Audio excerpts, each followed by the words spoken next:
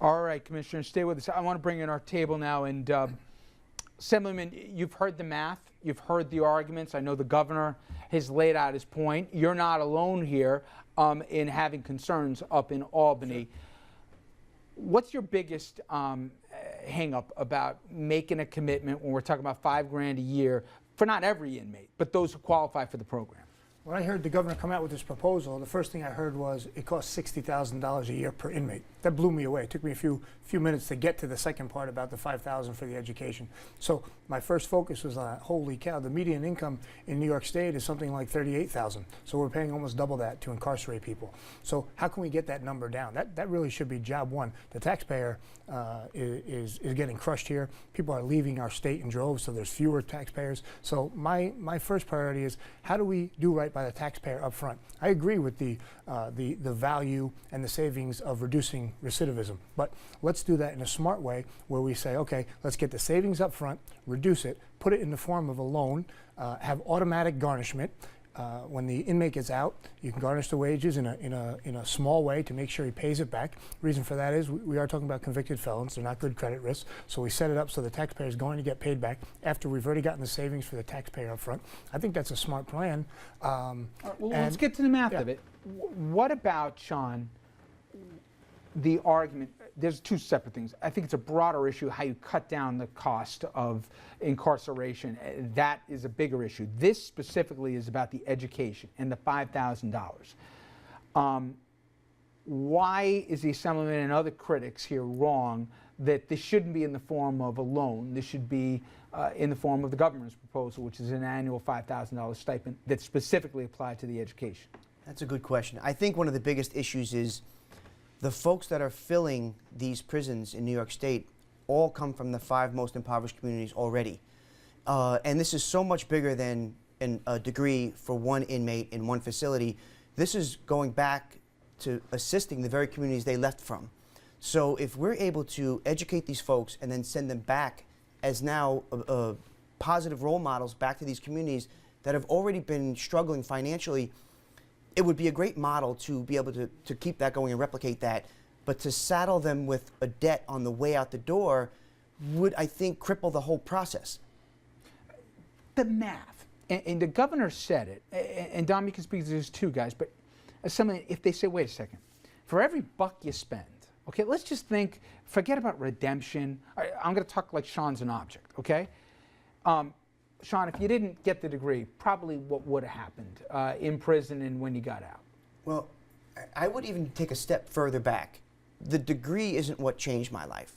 It was, as a young man, being invited by the older inmates to sit in college, like really saying, hey, basketball isn't the only thing happening in prison. Why don't you sit with us? And being respected, realizing I had the capacity to do college work, which I never thought I did. It literally changed what I thought about myself and what I thought about the world around me, and made me think in a much bigger, I was in a much bigger world than I knew. So if you say it's a buck that we'll spend basically on education, it's going to save the taxpayers $5 in the end. And the numbers, this isn't some psycho battle, bleeding heart here. They got the numbers. How many hundreds of graduates you have? We have 303 graduates in 14 years. Okay, and how many gone back? 2. Okay, versus almost half of them, Kieran, that go back the other way.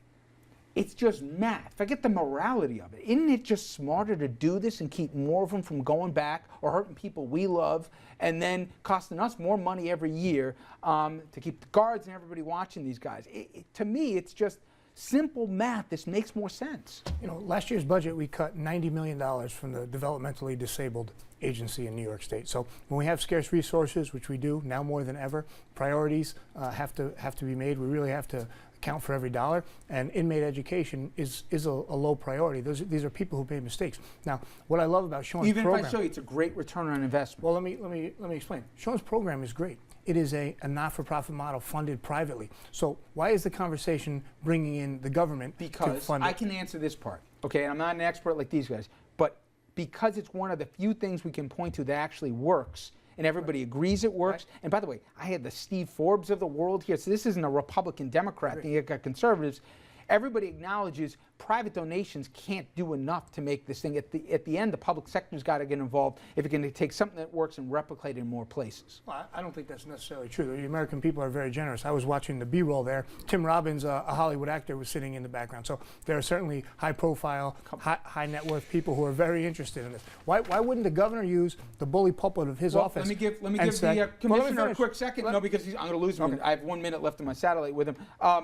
Really quickly, Commissioner, you heard what the Assemblyman said. He's not the only one who's saying this point here, saying, hey, you know what?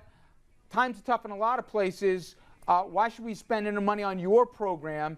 Make it a loan. Don't make it a payment. And more than that, we got other places we should spend it not to educate convicts. I come back to what I said earlier. I believe there are a lot more potential Sean Peakers in our system. Individuals who, if given the opportunity, will go out, become tax-paying, law-abiding citizens and not return. The math justifies this. You would spend $1 to save at least $12. It makes a lot of sense. We pay for basic education.